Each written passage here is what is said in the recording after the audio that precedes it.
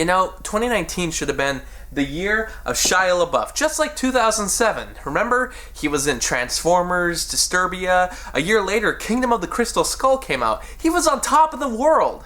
Well, in 2019, he had two movies come out, The Peanut Butter Falcon and Honey Boy, both of which were pretty prominent within critic circles. I got requested the former, The Peanut Butter Falcon. It has a cast of Zach Gottsagen, Thomas Hayden Church, and Dakota Johnson. So, let's talk about the quirky and sentimental Peanut Butter Falcon.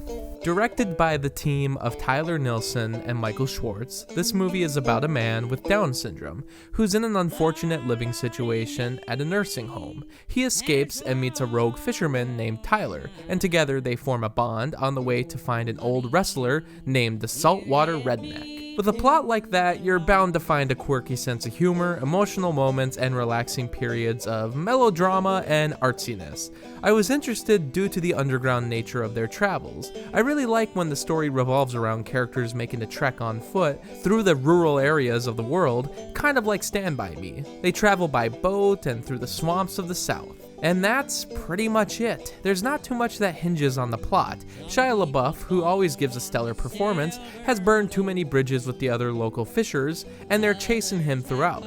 It only catches up with him for the climax. But for the most part, it's there to give an excuse for the cast to travel by foot and in secluded areas, which makes for a more beautiful set piece.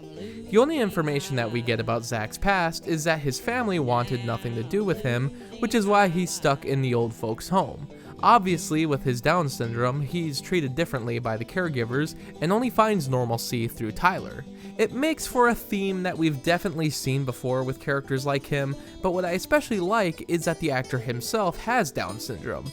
In the past, actors would take on a role like this to really test their strengths, which today is, of course, seen as a bit problematic. So I absolutely welcome a performance like this from someone who has personal experience. He's great in the role too. He has a good sense of comedy, and the camaraderie with Tyler is realistic.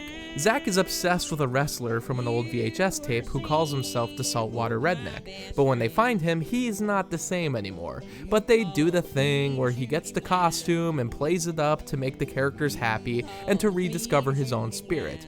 You've seen it before, but what makes it work is the lengths they go to with the wrestling gig. Zach wants to train and become his own alter ego, the Peanut Butter Falcon, and they don't go easy on him. So while the sentimental value is there, I don't feel like it's forced. They don't treat the situation as a special circumstance, which helps support the main thesis.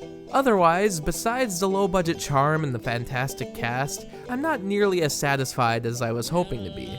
It's still good and worth checking out, especially for the handling of this kind of topic, but I sometimes don't feel like there's enough being given out of the characters. They have positivity and integrity, but that doesn't mean they have development. Like I said, we don't really get much out of Zach's past. Dakota Johnson's character is a widow, but it's only really brought up once. And Tyler has allusions to a car crash with a friend or brother who was involved who probably passed away, who's played by a pretty prominent actor, but it's never fleshed out. We get enough to figure out what happened, but that doesn't really count as development if we don't see the full effects on the character.